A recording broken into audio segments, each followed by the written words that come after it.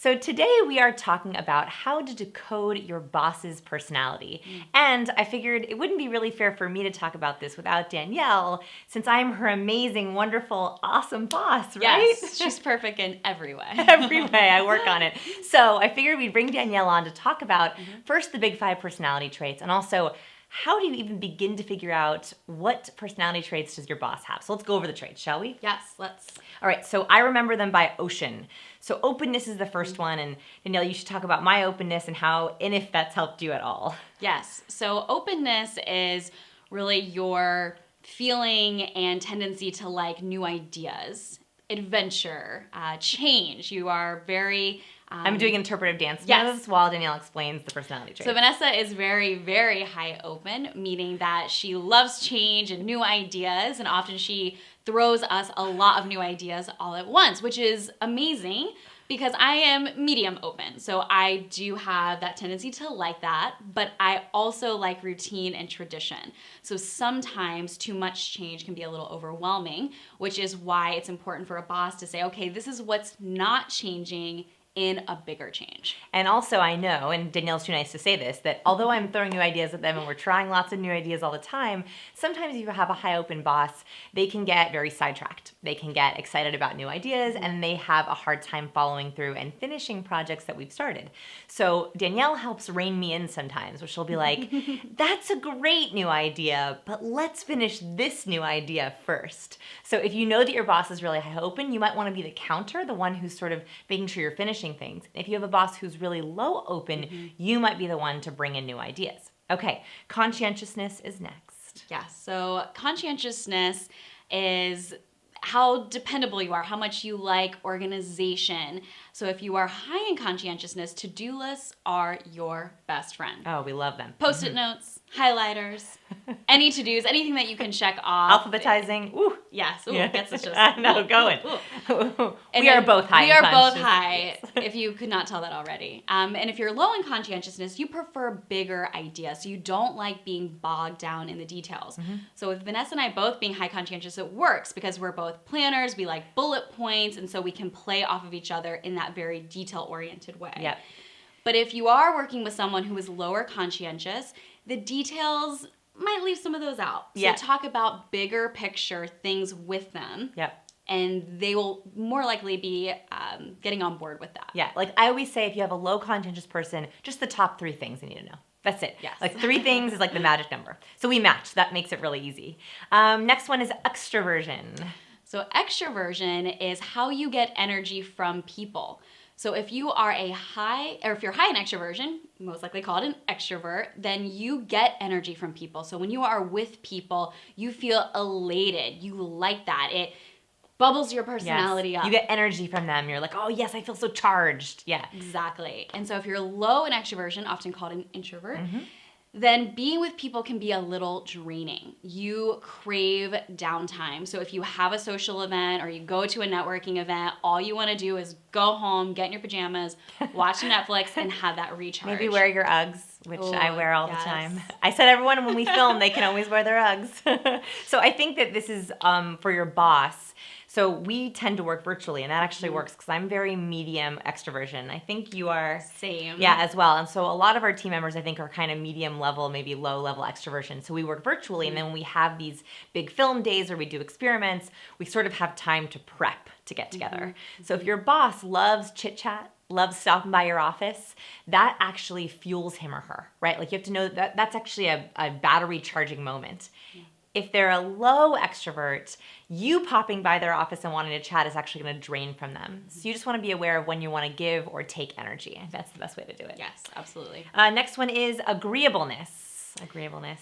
So agreeableness is a fun one. It's really how you connect with people. So a high agreeable person is much more likely to say yes. So think about your default. If someone asks you to do something, to go somewhere, do you default to, yeah, sure, I'd love to, or no, I don't know, I need to think about it.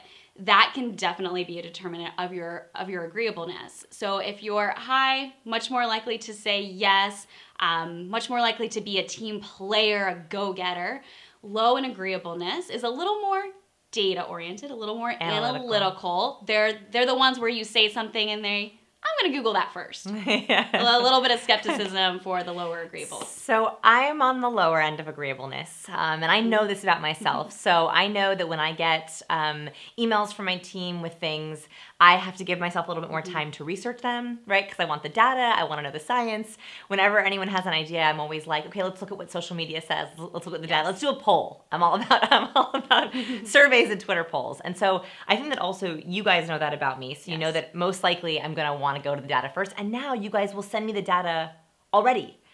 Which is awesome. So if you have a low agreeable person, instead of them having to ask for data or ask for reasons, send it to them ahead of time. You're much more likely to yes even faster. And so I love when you guys do that as well. Yes, and if you're working with a high agreeable person, again, since they're much more likely to say yes, being sure to check in with them, because if you're giving them a lot of projects, especially if it's a colleague or an employee, that can be a little scary sometimes because they might be afraid to say no. So just having that check-in process for them. Yeah, I absolutely agree. And agreeableness is the most important one if you're on a team. If you're working with multiple bosses or if you have multiple colleagues, it's really important to know where their agreeableness is. Last one, my favorite is neuroticism. Now, neuroticism is not a dirty word. It sounds like one I sometimes, know. though. People are always like, I'm neurotic. And I'm like, I am too. Yay. I'm a high neurotic, and neuroticism is...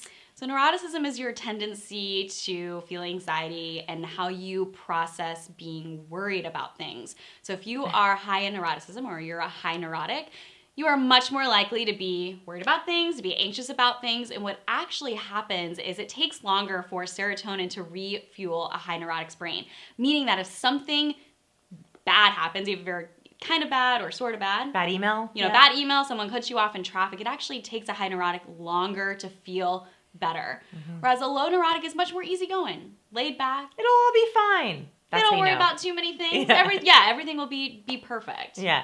So the thing about having a high neurotic boss, and I know because I am one, means that they are going to be worried about potential what if scenarios all the time. They're worried about what if this happens, what if that happens, and sometimes that can serve you, right? That can protect you from things that are happening. We have lots of insurance policies, and we try really hard to put in all these procedures just in case.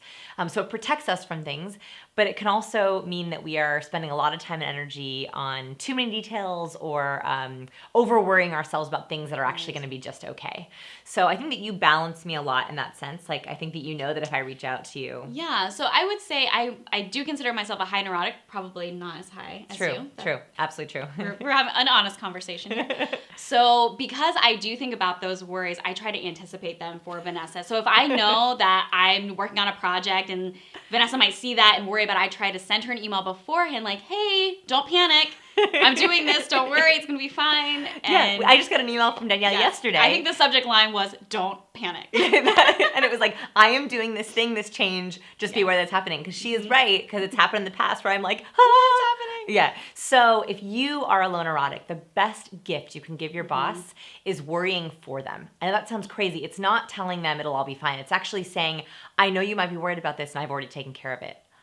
It's like the greatest gift in the world. And if you are a high neurotic and your boss is a low neurotic, you want to see yourself as sort of the preventative worker, right? Like you can tell your boss, hey, I'm really good at what if scenarios. I'm going to make sure that we're covered on all areas. And just know that your boss will probably be like, it's fine. It's totally fine. So that's kind of an example of how the different personality traits work in the workplace. I have to say, I think that they're tremendously helpful, especially with any of your relationships. But I really encourage you to think about what are your personality traits and what are your boss's personality traits. If you want to know officially, go to our website, scienceofpeople.com/personality. There's an official 44-question personality quiz. It's free.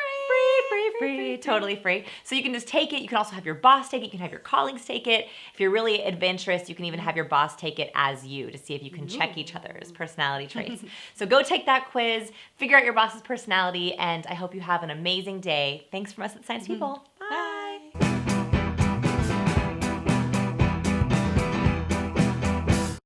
Did you like this video? Please give us a little like or subscribe to our channel. We are so grateful because we put out new videos every week. Thank you, thank you, thank you.